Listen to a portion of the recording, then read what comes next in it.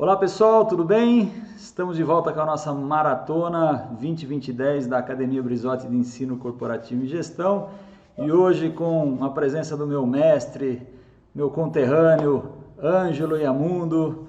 Tudo bom, Ângelo? Bom dia, Valério. Tudo bem com você? Graças a Deus, tudo em ordem, tudo na santa paz. Ângelo, eu estou muito honrado de tê-lo aqui com a gente, porque você foi uma das pessoas muito marcantes na minha carreira, e é até hoje, né?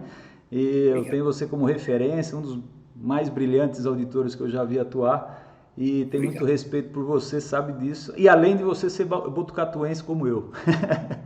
Muito legal. Só que a única coisa que você tem diferente de mim é que eu tenho meu coração lá em Laranjal Paulista, só isso. Né? Meu coração é Não tem laranjalense. importância, não. A morada do coração a gente tem o direito de decidir. Por sinal, está bem escolhido. Tá joia. Ângelo, nós vamos falar de responsabilidade social, então, SA 8000, o SEDEX, né? Antigo SEDEX, agora Smelta, né? Smeta? Isso? Neto. Smeta, isso. São os protocolos. Então, gostaria que você fizesse uma breve apresentação. Eu te conheci na DNV, né? Tive a honra de te conhecer na DNV, no organismo que nós trabalhamos. Saudosa DNV, só DNV, porque agora é DNVGL, né? Então, por favor, pode fazer sua apresentação aí, por gentileza. Correto.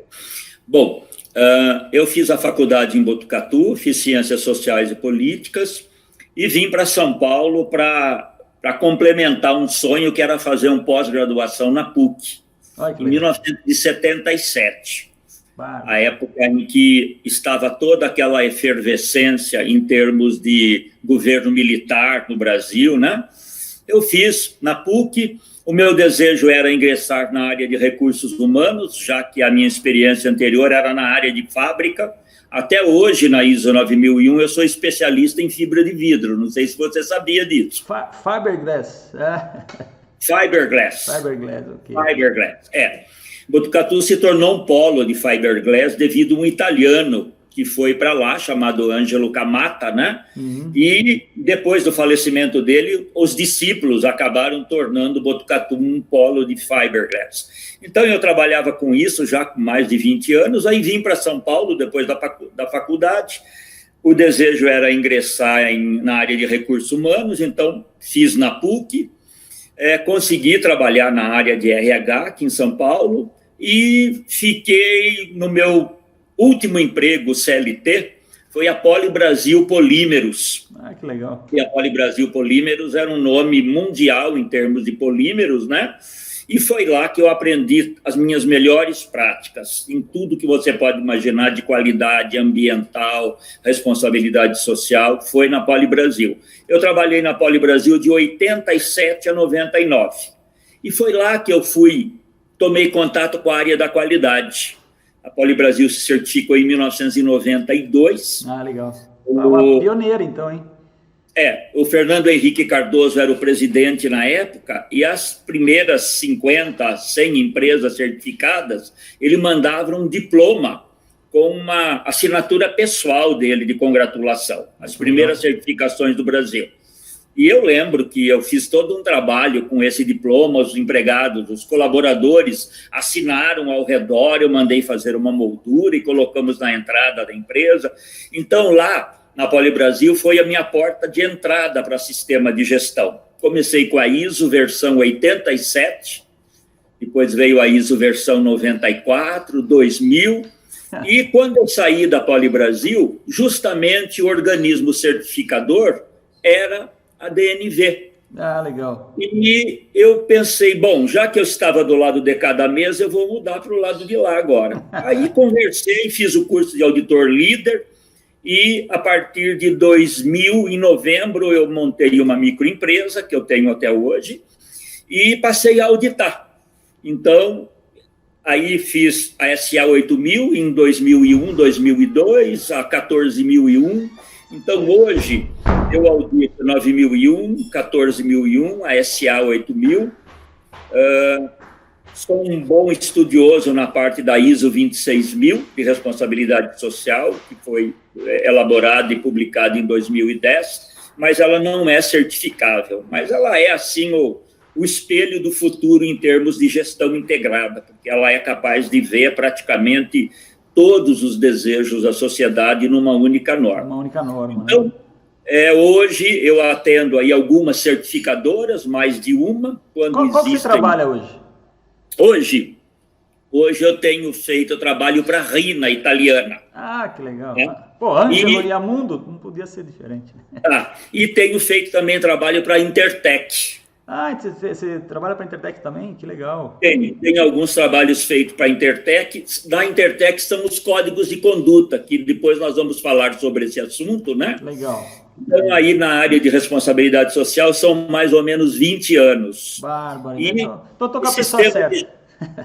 E de sistema de gestão, de um modo geral, desde 92, quando a gente começou a trabalhar ainda a parte da ISO, versão 87, foi a versão na qual a Poli Brasil se certificou. E a gente está aí no sistema de gestão, conhecendo um pouco de cada norma. E eu tenho a oportunidade, de vez em quando, usar os teus conhecimentos aí aqui para favorecer a Brizotti aqui em algumas atividades. Bom, Ângelo, o nosso esqueminha aqui, acho que você já assistiu as nossas maratonas, né, nossos vídeos, nas mini aulas, né, que a gente chama. A gente faz uma sequência de perguntas, o que, quem, quando, por que, onde, como, né? Então seria o 5W e 2Hs, só que o quanto custa, né, o how much, a gente deixa não em cifras, mas a gente deixa em investimentos, né? Então vamos começar, vamos falar dessas duas, de uma norma, de um protocolo, daí você fez a correção aí, que recente está com outro nome, mas vamos lá. Então o que é essa SA 8000 e o que é o protocolo SEDEX ou o SMETA, né? Bom, eu pus alguns números aqui para facilitar a nossa conversa, tá? Primeiro, a SA 8000, o S é de social e A de accountability. Okay. Então, seria responsabilidade social. Os americanos não permitem que a gente use o termo responsabilidade social 8000 ou 8000 responsabilidade social. Então, SA vem de Social Accountability. Okay. E é uma norma americana criada em 1997. Ela veio de encontro a um problema que os americanos talvez não se planejaram, mas quando eles resolveram sair dos Estados Unidos com algumas indústrias, muitas, aliás, principalmente no ramo de confecção, de artigos esportivos, de roupas em geral, e migraram para países que, na época, a gente poderia dizer terceiro mundo, em desenvolvimento, onde o custo da mão de obra era muito mais barato. Então, foi uma saída que os americanos enxergaram na época de baixar o custo de produção. E eles acabaram indo para a China, para o Paquistão, para países onde a população era muito alta, o emprego praticamente muito deficiente, a população vivia num estágio de vida muito abaixo do desenvolvimento humano, e foram lá que eles criaram, vamos chamar, as suas subsidiárias ou as suas terceirizadas. E, para a decepção deles, esses contratos não obedeceram às cláusulas mínimas de respeito ao trabalho do ser humano. Então, praticamente, o ser humano passou a trabalhar em troca da alimentação diária. A BBC de Londres entrou na China, agora nós podemos falar, sim. Em 97, fez uma reportagem sobre crianças de 11, 12 anos costurando as bolas daquela famosa bola que nós chamamos no interior de capotão, as bolas de couro oficiais, né? Costurando gomo por gomo da bola, costureiras trabalhando de 12 a 14 horas dia em troca da alimentação. Então, esse trabalho subhumano gerou, assim, uma vergonha para o americano, ele não queria isso. Então, as principais empresas, na época, que fizeram parte desse conjunto que migraram dos Estados Unidos, fundaram, né, o Social Accountability International, né, que foi a entidade que projetou, idealizou e implementou a norma SA 8000. Então, essas empresas se tornaram uma espécie de sócias beneméritas, elas entraram com dinheiro, de modo que se fizesse uma norma certificável no mundo todo, seguindo padrões mínimos, né?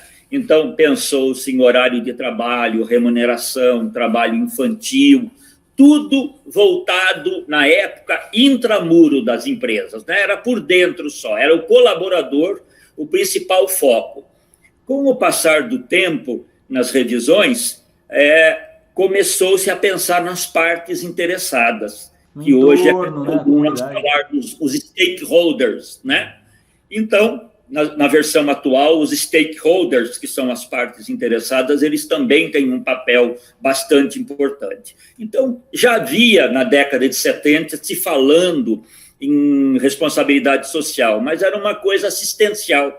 Era o que nós podemos chamar nos dias de hoje de benefícios, tá? Sim. Era um departamento pessoal caminhando para recursos humanos. Mas ela nasceu realmente causada pelos americanos em função da baixíssima qualidade de vida que os trabalhadores subcontratados nos países, né, subdesenvolvidos tinham e se submetiam porque não havia outra saída, era uma questão de sobrevivência, né? Okay. E de lá para cá, ela ganhou bastante força. No início, alguns segmentos de indústrias não podiam se certificar, né? Com o tempo, elas foram se adaptando. Hoje, em responsabilidade social, na SA 8000, lembrando, então, que é Social Accountability, a norma americana, a última revisão dela é 2014. A única atividade que está fora da SA 8000 hoje é a atividade offshore, que são as plataformas de petróleo. Não tem como, né? Pelas características, né, de ser um trabalho de ida e vinda a cada quinzena, não há chance de você sair do ambiente de trabalho em função da localização das plataformas. Então, dos requisitos da SA 8000, hoje, praticamente, a gente não tem como atender esse requisito. Eu anotei aqui, só para você ter uma ideia, hoje, no mundo todo, a SA 8000 ainda é a norma mais respeitada e aceita mundialmente. São 4.483 empresas certificadas em 61 países, 57 segmentos onde ela obteve certificações, atingindo aí quase 2 milhões e 100 empregados cobertos pela norma, como se ele estivesse sob o guarda-chuva da SA 8000. Protegidos, então, né? Ela continua sendo ainda, apesar das dificuldades. Quando eu falo dificuldade, o cumprimento dos requisitos, ela é extremamente rigorosa, tá? Então, apesar das dificuldades, ainda a gente tem no mundo todo uma quantidade grande de empresas certificadas e essa certificação é um primeiro sinal que a empresa tenta ser uma empresa socialmente responsável. Não significa que seja totalmente, mas ela demonstra evidência que ela... Aqui no Brasil nós tínhamos uma NR, né, 26.000, né? Tem ainda, né, a 26.000? Que... A NBR 16.001. 16.001, perdão, 26.000 é outra coisa. 16.001. Isso. Ela, no início, foi uma norma de brasileira de responsabilidade social. Não tinha prefixo ISO, era realmente brasileira. E ela não, por alguma razão, eu até arrisco a dizer por que ela não pegou. Porque essa parte de comportamento humano ligado ao ambiente de trabalho, o mundo todo é muito desconfiado sobre isso. Há uma desconfiança em saber a origem da norma, quem foi que fez, em que ambiente isso foi feito. Tá? Então, parece-me que na época, 2000 e alguma coisa, 2002, não foi bem vista essa norma. Nem no Mercosul ela era aceita, tá? E ela tinha, assim, uns requisitos muito semelhantes à SA 8000. Em 2016, ela se ela foi revisada, e aí ela deu assim uma sacada inteligente e ela baseou-se na ISO 26000. Então, é 26 então, mil. Se Não é, hoje ela é NBR 16 com base na ISO 26, né? Eu fiz uma confusão. A ISO de responsabilidade social. Então, perfeito. Sem demeritar a SA 8000, ela ficou mais próxima da realidade. Mas só uma dúvida, a 26, ela é uma diretriz, ela não é mandatória, né? Não é certificada, é uma norma de orientação. Em 2010, quando fizeram essa norma, eles pensaram que daqui a 10 anos, em 2010, ela talvez se tornasse certificável, pelo idealismo que ela continha. Só que nós já estamos em 2020, né, se passaram 10 anos, e nós estamos mais longe ainda da certificação. Porque em muitas coisas, principalmente na área ambiental, a gente regrediu um pouco. E a 26.000, ela aborda meio ambiente. É um tripé, né? Econômico, social e ambiental. Então, lembrando que a 26.000, ela não é certificável. E a NBR, que é a norma brasileira, revisada em 2016, ela é certificável, ela pressupõe requisitos muito parecidos, né? Ou para elas é requisito, para 16.000, e para 26 são orientações. Só que ela também ainda não pegou. Se você for ver hoje no Brasil, talvez a situação geral do Brasil, política, tudo isso, faça com que a gente não se projete nesse campo. Tá? Você vê que, em termos de normas ambientais, nós somos um país maravilhoso, né? Basta cumprir, mas nós temos um conjunto de normas ambientais muito bonitas. A CLT brasileira também é maravilhosa, mas nem sempre ela é cumprida. Infelizmente, o empresário acaba não percebendo a importância disso, né? Deixa eu só perguntar um negócio, desculpa te cortando. Esse selo aí, esse protocolo, na verdade é um protocolo, né? O SEDEX, que agora é SMETA, né? Só falar um pouquinho dele, como é que funciona. Ele é um pouco mais brando que a SA, né? Bem mais brando, tá? Ele era conhecido como SEDEX. Aqui no Brasil, quando você fala SEDEX, você liga com correio. E não existe nada dessa ligação. Então, o nome mais comum hoje é SMETA, SMETA, que é SEDEX Members Ethical Trade Audit. Tá? Continua o SEDEX, então. Continua. É uma plataforma europeia, tá? Com sede em Londres, ela tem escritório em outros países, tá? Que hoje ela reúne 50 mil empresas cadastradas, para você ter uma ideia. Então, é uma plataforma, ela atua em 155 países, né? 35 segmentos, e ela está há 16 anos no mercado. Então, quer dizer, você não precisa de uma certificação? Como é que funciona? Você se cadastra lá? Como é que é o esquema? Na verdade, ela é uma fonte confiável de você comprar um fornecedor, ou você aderir a um fornecedor.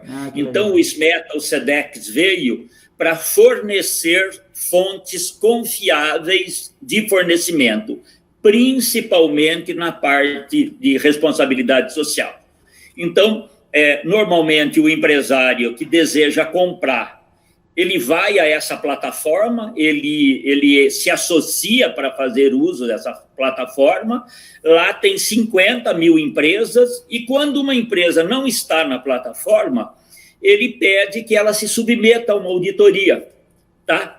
Então, é uma auditoria que nós poderíamos chamar de segunda parte, porque não existe certificação SEDEX. Como você usou no início, é um protocolo de responsabilidade social. Né? E a gente, por exemplo, nós da Brizote podemos fazer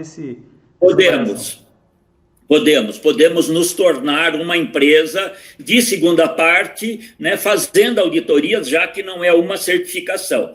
A empresa responde um questionário na primeira vez, depois, com base nesse questionário, ela já se posiciona em que estágio ela se encontra, tá?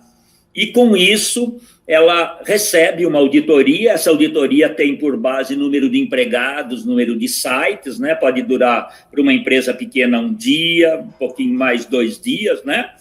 E nessa auditoria, no término da auditoria, a empresa já recebe toda a informação de como foi a auditoria, é elaborado um plano de ação corretiva junto com o empresário. Legal. É ele que define os tempos.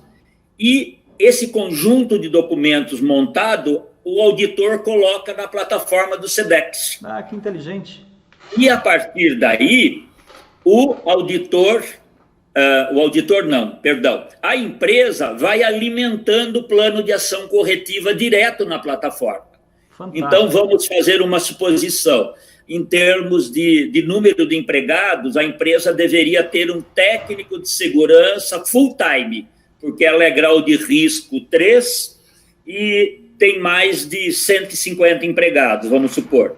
Na época que o auditor foi, ela não tinha. Ela contratava alguém que, de vez em quando, passava por lá e dava uma olhada. Então, não podia. Então, esse plano de ação corretiva, para essa não conformidade, foi contratar um técnico de segurança do trabalho full-time, 8 horas por dia. Quando a empresa contrata, ela vai lá no plano de ação corretiva e alimenta o plano de ação corretiva, contando que já fez essa correção. E assim por diante. Então, todos que têm interesse em comprar dessa provável empresa têm dados atualizados nessa plataforma. Ela é muito séria, ela cobra e ela não tem assim, a rotina um pouco estressante que o sistema de gestão certificável tem, tá? De auditoria. Aguentar o auditor a cada semestre, existe todo e custo também, né, Valério? Sim, então, sim. Eu diria assim para você que, na minha modesta opinião, os códigos de conduta para responsabilidade social e os protocolos serão, no futuro já próximo, que nós já estamos vivendo, principalmente nesse momento de crise de saúde pública agora, os protocolos, eles conseguem ver a documentação necessária, né? Tem protocolo que cobre um pouquinho a área ambiental, um pouco de ISO 9001, que é a parte de qualidade, outros só tratam de responsabilidade social. E os grandes grupos, como Disney, agora eu posso falar os nomes? Claro, L'Oréal Paris, Leroy Merlin, Grupo Pão de Açúcar no Brasil, eles estão aderindo a esses protocolos. Estão exigindo dessas empresas para se fazer a auditoria ou ter esse protocolo, né? Entrar nessa base. Exatamente. Lembrando que todo o input de dados saiu da SA 8000. Era assim, não vamos reinventar a roda, já que existe, né? Trabalho infantil, trabalho forçado, discriminação, saúde, segurança, todos aqueles requisitos, eles migraram para esses códigos de conduta e porque eles são comuns no mundo todo. Então, esses requisitos você vai ver nos protocolos sociais também. Legal. Bom, a gente já... você deu uma baita de uma aula, não foi nem uma mini aula, você introduziu aí o assunto de uma maneira brilhante. Deixa eu te falar, aqui no Brasil hoje, quem que está implementando isso? A SA e quem que está mais usando o SMETA? Olha, o SMETA, eu diria para você que, num primeiro momento, ele é o perfil do comércio varejista. Aliás, ele nasceu mais por causa do comércio varejista, tá? Então, empresas comerciais, principalmente comercialização de alimentos, serviços, ela está hoje praticamente eu acabei de ver aqui, ela está em 100 e tantos setores, né? Então, é bem variada a gama de setores que ela atende, mas o foco, diríamos assim, o comércio varejista é o bastante forte. A parte de SA 8000, são 20 e poucas empresas hoje, diminuiu muito no Brasil. Né, Ângelo? Muito pouco. Muito pouca. Nós já chegamos a ser 100 empresas em 2005, 2007, e infelizmente foi diminuindo, e de uns anos para cá, que a gente viveu um pouco de crise econômica bem acentuada, acabou se deixando, tá? Então, aquelas empresas multinacionais que têm comprometimento de fornecimento internacional, essas mantiveram a certificação, tá? Então, hoje eu faço auditorias na área de mineração, fornecimento de energia, tá? E alguns outros segmentos que mantiveram a SA 8000, apesar das dificuldades, né? Sim. Então, já são empresas maiores e é meio visível, não vai isso nenhum demérito no Brasil como país, mas esse anseio pela responsabilidade social, ele é mais forte, esse clamor, nas empresas, as empresas estrangeiras que são nossas clientes, entendeu? Sim, sim. Então, eu fui uma vez fazer uma auditoria rapidamente numa empresa no sul do Brasil, que iria fornecer poltronas de seda para um hotel nos Emirados Árabes, tá? Barbaridade. Então, você já imaginou poltronas nos dormitórios de pura seda? Poxa. E eram poltronas feitas no padrão ouro, prata, bronze, eram 4 padrões de metais raros, vamos dizer assim. E a seda vinha da Índia, a seda pura naquela cor. E ela ganhou, vamos dizer assim, a licitação para fornecer essas poltronas. Imediatamente eles pediram uma certificação em responsabilidade social. Então eles disseram, nós vamos comprar de vocês, a qualidade é maravilhosa, o produto é fantástico, o preço é muito bom, mas nós queremos ter certeza que nessas poltronas não está embutido um sacrifício humano. Aí, na época, procuraram uma certificadora que nós trabalhamos, né? E eu fui fazer essa auditoria. Essa empresa fica no Sul, até hoje ela manteve também a certificação e ela produz móveis assim aqui no Brasil de um padrão de design muito diferenciado, é classe AAA. Então, eu diria para você que dependendo do nível socioeconômico, também vem a exigência de querer produtos que não estejam embutidos nele o sacrifício humano. Né? Produtos responsáveis. Produtos socialmente responsáveis, você usou o termo correto. Legal. E basicamente, a gente já meio que respondeu o porquê utilizar isso aí, mas eu gostaria que você trabalhasse um pouquinho mais no porquê, né? O quanto é importante para a empresa. A gente sabe que é passar para o mercado a responsabilidade que a empresa tem em relação às questões sociais, ambientais, enfim, né? E mesmo econômica, né? E assim, agora eu gostaria que você colocasse, nós tivemos aí recentemente uma auditoria na minha gloriosa Laranjal Paulista, a gente não fala quem foi auditado e nem quem exigiu essa auditoria, mas você fez uma auditoria de responsabilidade social, então está tendo uma tendência muito forte, aí, principalmente para os brinquedeiros aí de Laranjal Paulista, ter uma certa exigência de mercado para que eles comprovem seu cuidado, né, a sua responsabilidade social, né? Então, assim, por que as empresas, né, e onde que as empresas têm atuado mais aí nessa questão da responsabilidade social? Por que é importante você usar e o que você passa o que você transmite para o mercado em relação a essa certificação, a esse uso desses protocolos?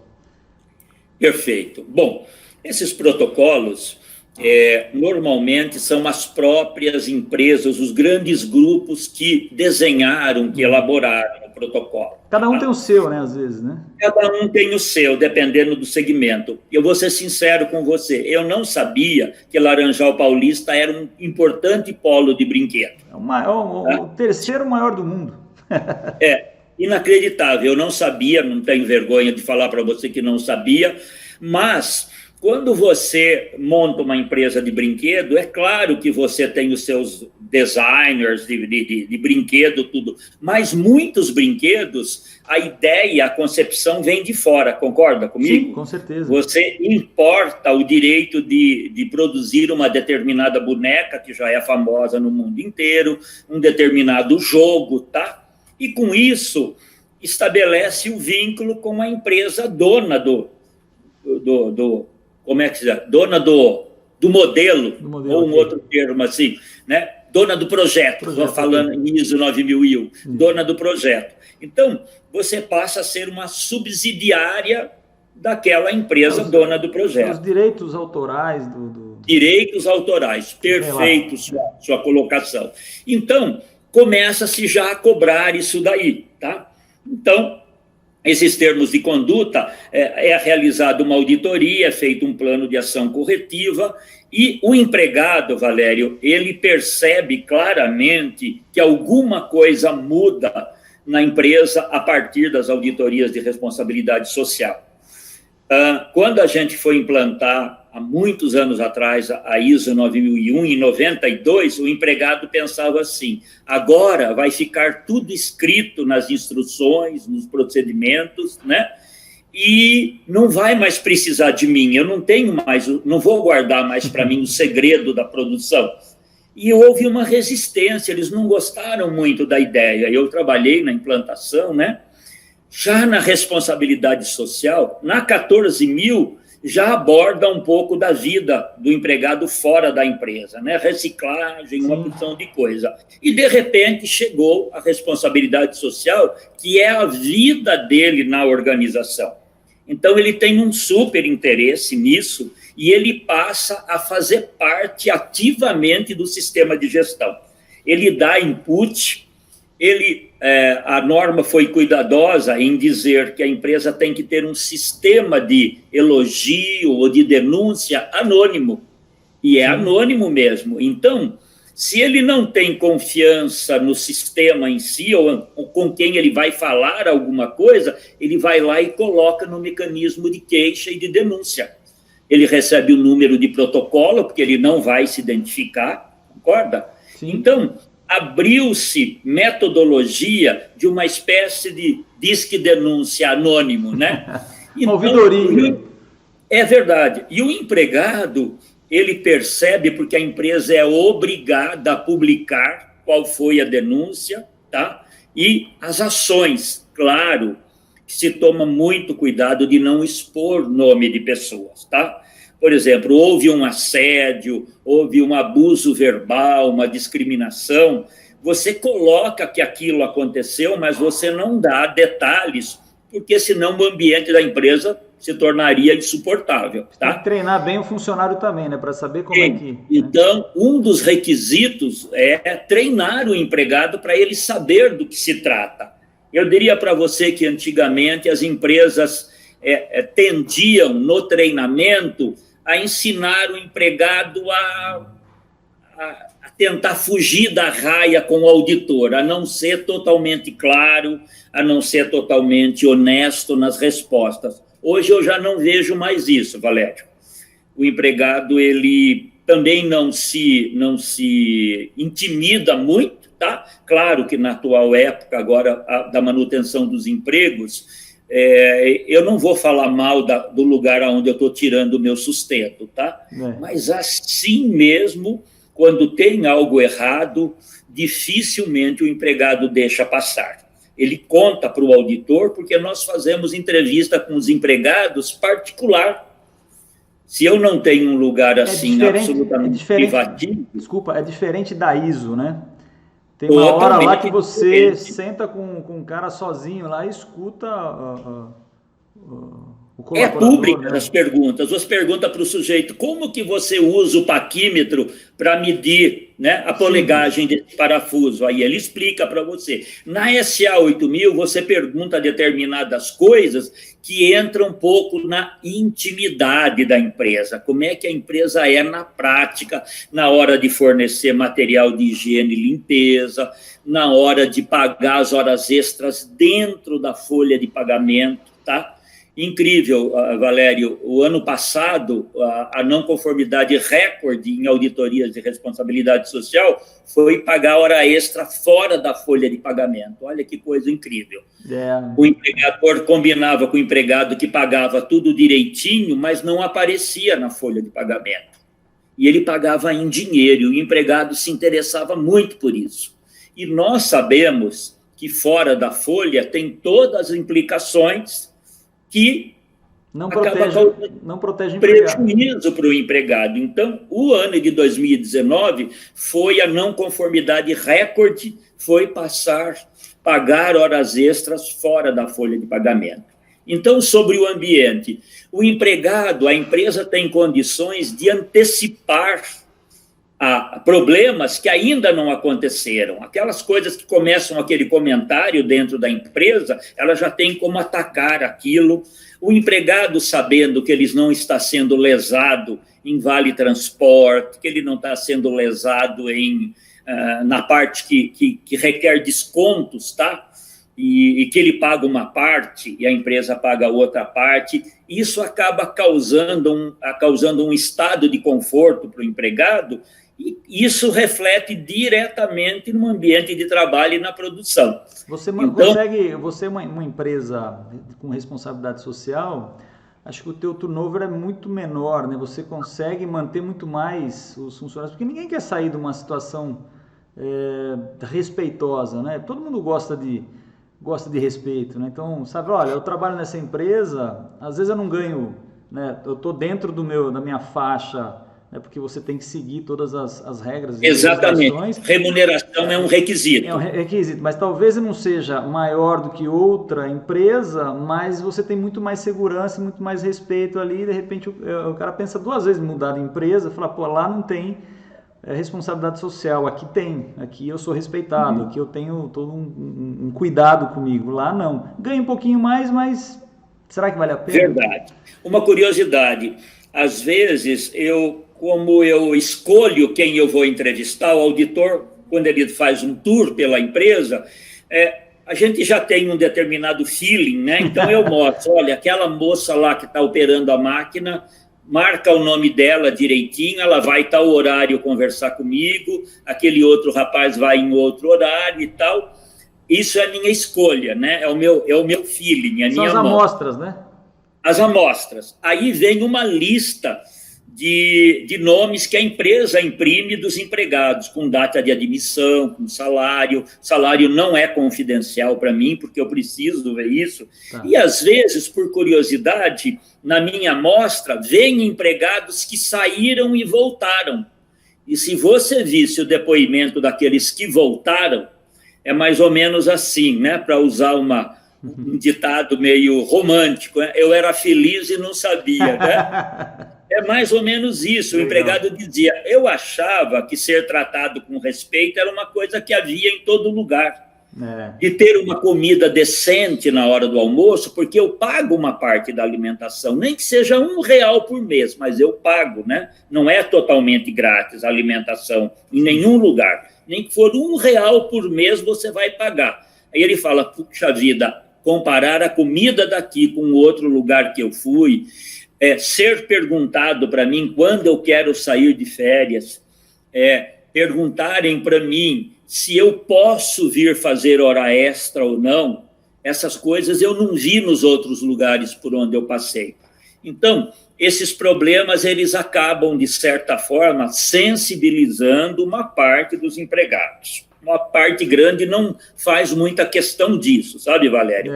O dinheiro no bolso ainda é para o empregado uma coisa que mais preocupa. Então, quando você tenta demonstrar para ele o quanto ele custa para o empregador, né, com INSS, com depósito de FGTS, com seguro de vida, e você mostra praticamente mais 100% que ele ganha, se ele ganha 1.000, ele custa mais 1.000. Então, ele praticamente vai custar para o empregador R$2.000. Aí ele vai responder para mim assim, não, para mim importa aquilo que eu tenho no bolso ao final do mês para mim gastar, tá? Então, essa consciência do ganho imediato e direto, ele ainda pesa muito para o empregado. Mas ele percebe claramente quando ele sai a diferença de estar numa empresa que gerencia a responsabilidade social, nós não vamos nem falar mais em certificada, tá? Mas que gerencia, que tem um sistema de denúncia, que treina os seus supervisores para conversar com os empregados de uma maneira mais humana,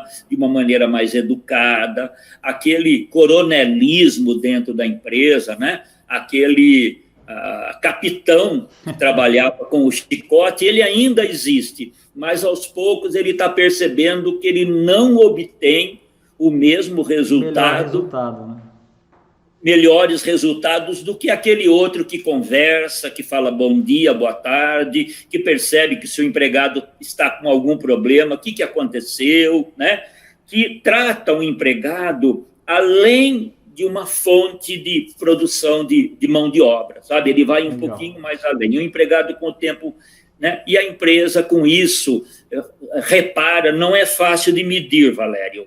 Os outros indicadores da ISO 149 é fácil, mas indicador de responsabilidade social, você evidenciar é difícil. Recursos humanos apanha um bocado para evidenciar o que mudou. Então, você citou o turnover, que é a rotação de entradas e saídas de pessoas, é um dos indicadores que mais vem à tona, porque diminui a saída, o empregado começa a entender que é importante ficar num lugar onde ele é tratado com respeito. E tem outros também ligados à produtividade, acidente do trabalho, lesões por esforços repetitivos, e daí por diante. Só traz benefícios para a empresa, na Sem verdade, dúvida. Né?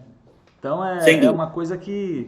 Assim, é uma coisa interessante a gente não ter aí um número grande de empresas, você falou aí, baixíssimo número de empresas, né? Mesmo a nível mundial, acho que é bem pouco o número de empresas certificadas e tudo mais, mas assim, eu vejo essa dificuldade muito forte assim, muitos dos clientes que a gente trabalha, ou auditando, ou fazendo treinamento, então a gente vê que falta um pouquinho de responsabilidade social em muitos deles. Outros não, outros você tem aí, estão além daquilo que a gente imagina como ideal, né? Estão fazendo até mais do que seria o necessário. Bom, dentro desse processo, vamos falar mais ou menos o passo a passo, rapidinho, como que o cara tem que implementar isso aí? Quais são os principais passos que ele tem que fazer para implementar uma SA 8000 ou um protocolo do SEDEX, né, os META, né? Verdade. Hoje, Valério, os requisitos, né, eles nasceram da OIT, da Organização Internacional do Trabalho. Então, todas aquelas convenções da OIT, para quem não sabe, Convenção sobre Trabalho Infantil, sobre horário de trabalho, sobre sindicalização, tá? Então, eles nasceram dessas convenções. Aqui no Brasil, para a gente falar no assunto de uma maneira muito clara em primeiro lugar, atender a CLT. Se você atender à consolidação das leis do trabalho no Brasil, que é muito bem elaborada, você já tem praticamente 99% de aprovação. Por que eu estou falando 99% e não 100%? Porque, às vezes, a norma ou os protocolos, eles tratam de um mesmo assunto, tá? E a norma diz assim, o protocolo diz assim, quando nós tratarmos do mesmo assunto, onde nós temos o nosso requisito e o país tem a lei, vai prevalecer aquilo que é mais favorável ao empregado. A lei. Então, na SA 8000, fala-se que criança é aquela que tem até 15 anos incompleto. No Brasil, quem é considerado criança? Acima de 16. Com quantos anos a gente pode tirar o título de eleitor? 16 anos, né? Com 16 anos. Então, a SA fala em 15. No Brasil, criança é 16. Quem tem, me fugiu agora o termo Estatuto da Criança, isso. Tá? 16 anos. Então, vai prevalecer o que é mais rigoroso. Então, é assim, quando você vai falar em aprendiz, se você não entrar em protocolos sociais, você vai falar em 15 anos. Você poderá ter pessoas com 15, tá? Se você for falar nos protocolos sociais, vai obedecer 16, que é a lei mais rigorosa do país. Aí, você não vai poder ter um menor aprendiz numa área perigosa, numa área que ele não possa frequentar a escola, tá? Então, ele possa fazer a escola e a experiência do trabalho conjuntamente, certo? Então, no Brasil, em primeiro lugar, eu cumpro a CLT, eu faria assim um grande diagnóstico a meu respeito como empresa, tá? Eu compro a CLT, dá uma boa olhada. E aí vem a segunda sacada, que são as NRs, tá? As normas regulamentadoras. Se não aumentou, são 37 NRs hoje. 37, né? E essas NRs, elas cobrem praticamente tudo sobre saúde e segurança. Então, quando eu chego numa empresa de grau de risco 3, tem mais de 50 empregados, é claro que eu vou tocar no assunto da CIPA. E a CIPA é um instrumento de gestão em saúde e segurança. Aquela CIPA que é atuante, aquela CIPA que não é cabidão de emprego, tá? Então, aquela CIPA séria, que quando ocorre um acidente, ela vai analisar o acidente, ela vai ver o que foi que aconteceu, vai ver o que é possível fazer para aquilo não voltar a acontecer. Então, o primeiro passo é imaginar você em relação ao cumprimento da CLT, em segundo lugar, a obediência às NRs, tá? Em terceiro lugar, as leis que regulamentam o seu segmento de trabalho. Se você é do ramo farmacêutico, se você é brinquedo, se você é roupa, se você é, sabe, qualquer outro tipo de produto eletrodoméstico. Então, quais são as leis que regulamentam o meu setor de trabalho no Brasil? Então, essas três coisas, se obedecidas, praticamente você... Já implementou a SA. Você implementou. Vai faltar a parte de gerenciamento, e o que você percebe hoje, e a gente encontrou recentemente num cliente, ele tem boas práticas, mas ele explica boas práticas, ele não tem isso documentado, ou num procedimento, ou num manual. Exatamente, né? E ter isso documentado é uma forma de ter certeza que vai ser passado sempre, tá? Não é uma coisa que fica só na mente, né? Está documentado. Então, hoje... Fazer a gestão, né? Até tem boas práticas, mas ela não escreveu aquilo. Então, aquilo não é passado para os outros com a frequência que deveria ser. Então, esse é o primeiro passo, é fazer um diagnóstico de como eu estou, né, em relação à lei, em relação ao que está regendo a vida do empregado no Brasil. E a norma, ela difere muito pouquinho, Valério, muito pouco. Você vai ver que alguma coisa ligada à hora extra, que vai remeter você para o acordo sindical, então é um pouquinho diferente, porque se o sindicato concordou e aprovou, vai prevalecer aquilo lá. Prevalece o que o sindicato aprovou, né? Exatamente. Então, as diferenças são muito pequenas. Então, se cumprir à risca as leis do país, se cumprir à risca as NRs e outros regulamentos que orientam o segmento da empresa, não é uma coisa tão impossível. Não é tão fácil, eu volto a dizer, mas não é impossível. E a gente sabe que no país aqui o pessoal deixa um pouquinho a desejar nesse tocante, né? Nessa questão de atendimento de requisitos legais, né? Principalmente nessa parte trabalhista. Enfim, a gente vê aí ainda empresas trabalhando com emissão de nota não como deveria. Então a gente tem uma série, né, contratando adequadamente, por conta da fiscalização dos ministérios aí, ou das secretarias, não ser tão atuante, né? Enfim. Mas é um processo evolutivo, e a gente tem que... As grandes empresas têm um papel fundamental, né? Não obrigando, né, ou exigindo, né? Se você quiser trabalhar para mim, você tem que ter algumas regrinhas, né? Bom, uma curiosidade, só, bem rapidinho. Eu audito uma mineradora, não importa onde, ela é longe, tá? Você já ouviu falar, como auditor, o livro preto da DRT? Você conhece esse termo? Livro preto da DRT? O livro preto da DRT é um livro de atas, tá? Desse livrão de capa preta, de capa dura, onde você faz uma abertura, vai no Ministério do Trabalho, oficializa aquele livro, e cada vez que você é visitado, o fiscal faz ali uma anotação. Essa mineradora que eu audito não é brincadeira, tá? A última vez que tem um registro de visita do fiscal, e olha que ela cumpre, ela é referência, tá? E a última vez que tem um registro de visita de um fiscal da DRT no Livrão, eu tive o ano passado lá, então este ano vou fazer remota auditoria em julho, já está marcado, tá? Sabe que ano foi? Não faço a mínima. 2002. Louco.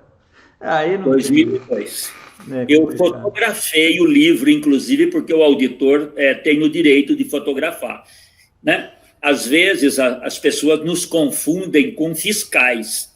Nós não somos fiscais. Quando eu vejo uma irregularidade, eu trato isso como não conformidade. E é bom para a empresa. Não pode sair do âmbito da empresa. Eu não sou um olheiro do governo, eu não sou um olheiro de nenhuma instituição. Às vezes as pessoas me perguntam, e você denuncia? Eu falei, não. Eu abro uma não conformidade e a empresa vai tratar. Não é esse o nosso papel. Então, você falou, às vezes a fiscalização não dá conta. O pessoal acha que a gente precisa ser olhado, né? O pessoal acha que a gente trabalha contra a empresa, é o contrário, a gente trabalha a favor da empresa. Quando a gente encontra uma não conformidade, algo errado, algo que a empresa precisa ajustar, não é não é contra a empresa, é a favor dela. Fala, olha, faz isso porque você está gerando passivo, você está gerando problemas que você pode perder um cliente por conta disso, você pode perder a tua credibilidade por conta disso, você pode perder aí, assim, a sua honra no mercado, né? Imagina você manchar a tua imagem perante um mercado aí e hoje com essas mídias, né? O pessoal cai matando. Não sei se você lembra lá que ele teve, eu acho que eu já comentei, inclusive numa dessas mini aulas aqui, que um terceiro chutou um cachorro numa loja lá, não lembro, tal, o pessoal parou de comprar na loja, porque, né? Foi. Né, então, eu lembro direitinho. Hoje todo mundo está com máquina fotográfica, com câmera e tal, então... Não, está com o celular, Valério. No celular tem tudo, né? A justiça está tendo que tomar um super cuidado ao fazer algumas coisas, porque alguém está num prédio, em algum andar, filmando com o celular, você entendeu? Sim, então, a reputação você perde num segundo. Demora para conquistar, né? Demora décadas para construir, não é mesmo? E outra coisa, há uma tendência de lembrar por muitos anos. A gente fala que o brasileiro tem memória curta, né? Para política, para algumas coisas, mas quando você toca no assunto, a pessoa não entra no detalhe, mas ela lembra que em algum lugar vazou uma determinada represa, né? E morreram pessoas, que maltratou o meio ambiente, poluiu o rio. Isso vai ficar na memória da pessoa por muito tempo, por muito, muito tempo, né? Ou então, uma outra empresa que vendia uma determinada confecção, que tinha aqui no Brasil, aqui em São Paulo, trabalho escravo com colombianos, né? Lá no bairro do Bom Retiro, trabalhando num porão, 14 horas por dia, por isso que talvez a loja vendesse mais barato, né? Pois é. Aí as pessoas perguntam para mim, eles fecham o estabelecimento? Aí eu conto um pouquinho sobre o TAC. Lembra o que é TAC? Termo de ajustamento de conduta. Okay. Porque tem que dar a chance dessas empresas melhorarem, dessas empresas se corrigirem, tá? Porque...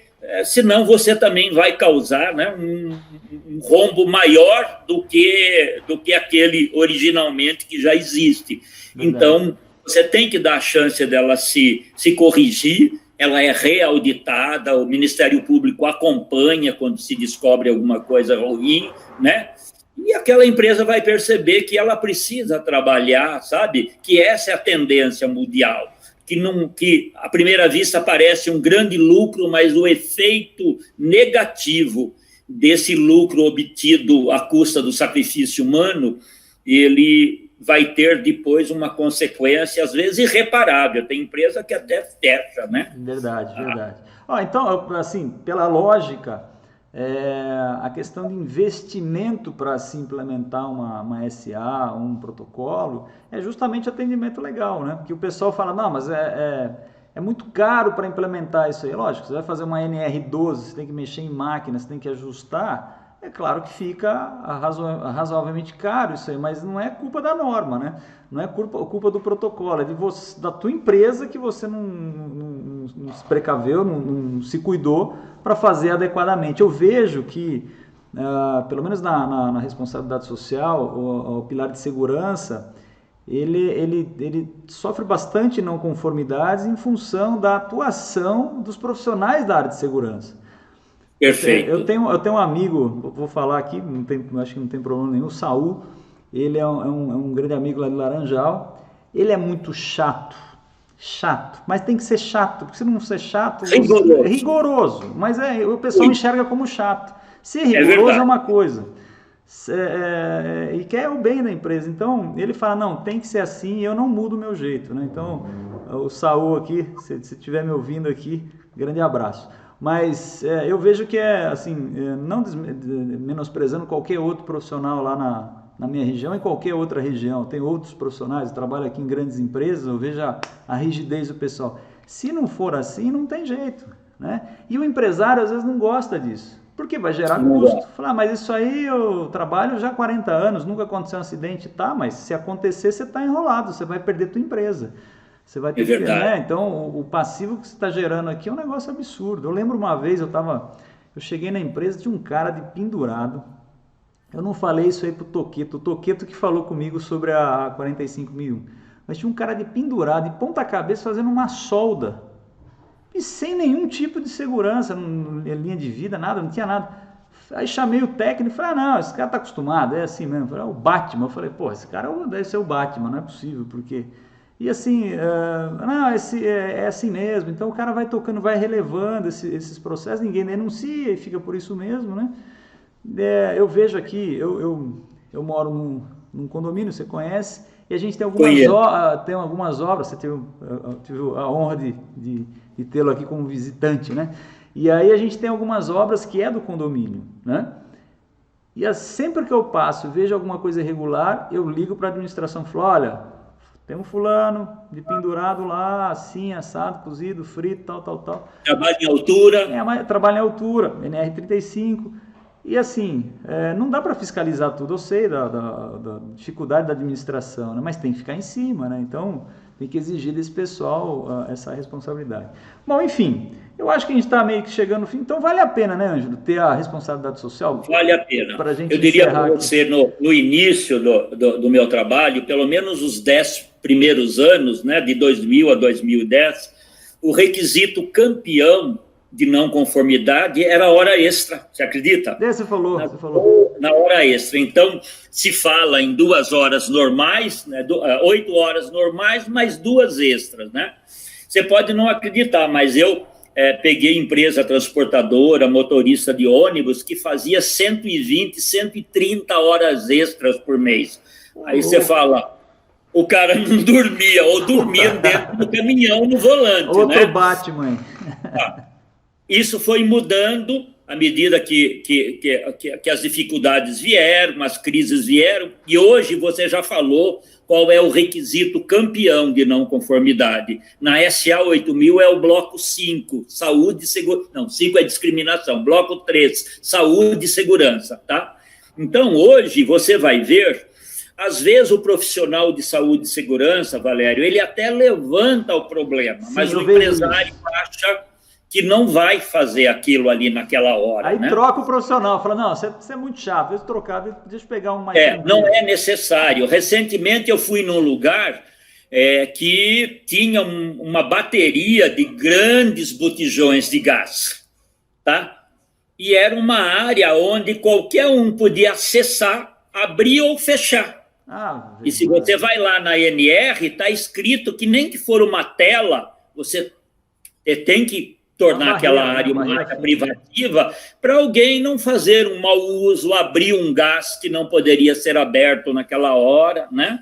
Legal. Então, a primeira coisa que o rapaz me disse foi, eu já avisei, mas eu não consegui ainda. Quem sabe agora você colocando isso no documento, eu vou conseguir que o empresário se sensibilize para isso.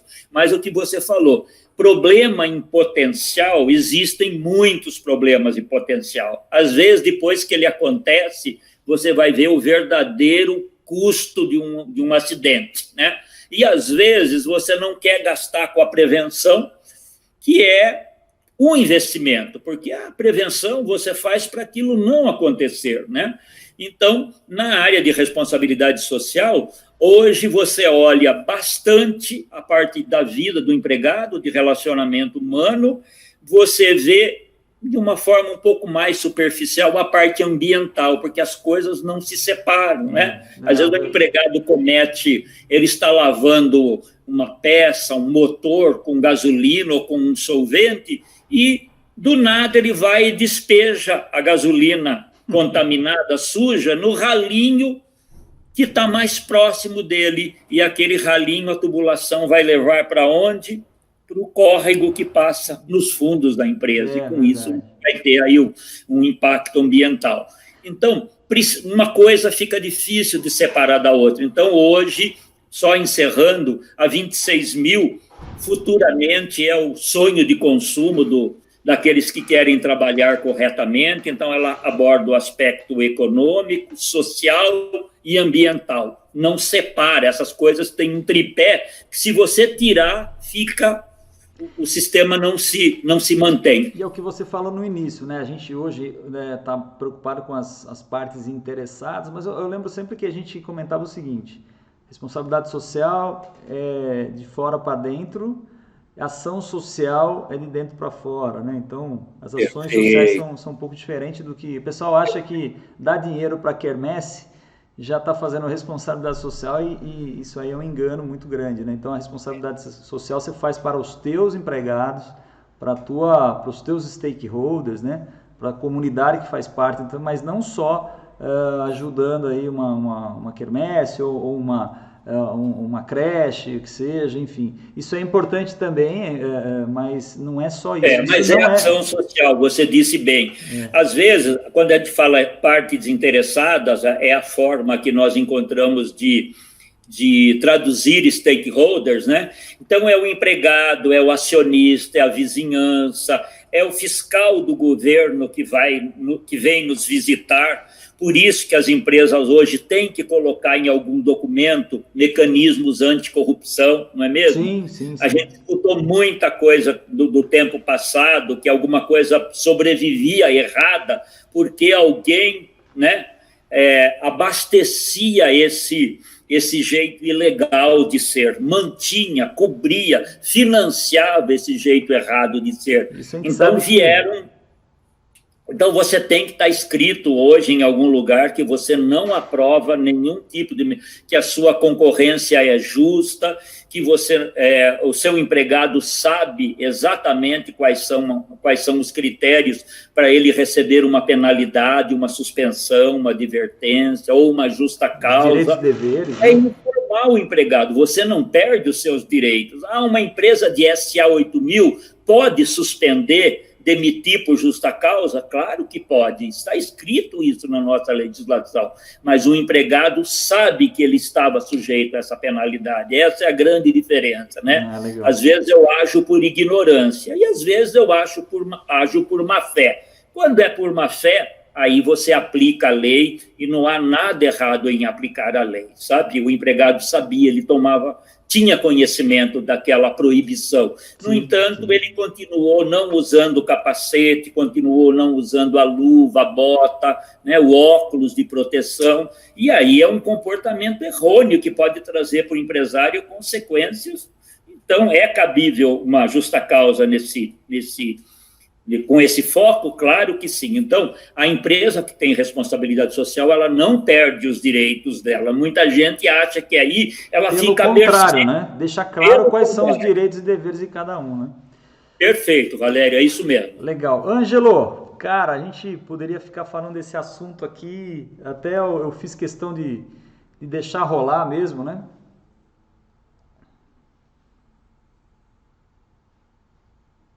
Ô, Ângelo, olha, a gente poderia ter mais tempo aí para a gente continuar falando sobre esse assunto, que é bastante importante aí para a sociedade, para os empresários e tudo mais, mas não dá, a gente tem um limite. Eu até deixei rolar um pouquinho mais, porque estava tão gostoso o assunto. Eu adoro conversar contigo, você sabe disso. Sou teu fã, você sabe disso, né? Você sabe disso. Enfim, mas agradecer você pela disponibilidade, pela sua, assim, por você ter aí esse tempo com a gente e oferecer aí a sabedoria tua, né? O conhecimento que você adquiriu nesses anos todos aí como auditor, como profissional. E obrigado, só agradecer. Nossos maratonistas ficarão contentes com certeza. Valeu, Valério. Eu agradeço imensamente a oportunidade que você me deu de falar nesse assunto. É um assunto que eu gosto muito de falar e às vezes eu extrapolo o meu tempo, mas eu ponho nesse assunto muita crença e eu gosto muito do trabalho. Cada vez que eu vou fazer uma auditoria de responsabilidade social, eu vejo que é a minha parte como cidadão de também praticar de uma forma muito simplista a justiça social. Se o empresário precisa daquele certificado, nada como fazer jus ao certificado, não é mesmo? É merecer o certificado. Então, falar contigo foi uma grande satisfação, eu me coloco a serviço aí da Brizotti Consultoria, no que eu puder ajudar, também como cidadão, quando você precisar, eu estou à disposição. Foi uma grande satisfação ter batido esse papo com você. Valeu, muito obrigado. Obrigado, Ângelo. Até mais. Fica com Deus. Até a vista. Até mais. Tchau, tchau. Olá, pessoal. Maratonistas de plantão. Não deixa de assistir o nosso jabá aqui sobre o curso de formação de consultores em sistemas de gestão de alimentos. Vale a pena. Tá faltando profissional no mercado. Vocês viram aí os especialistas falando. Abração.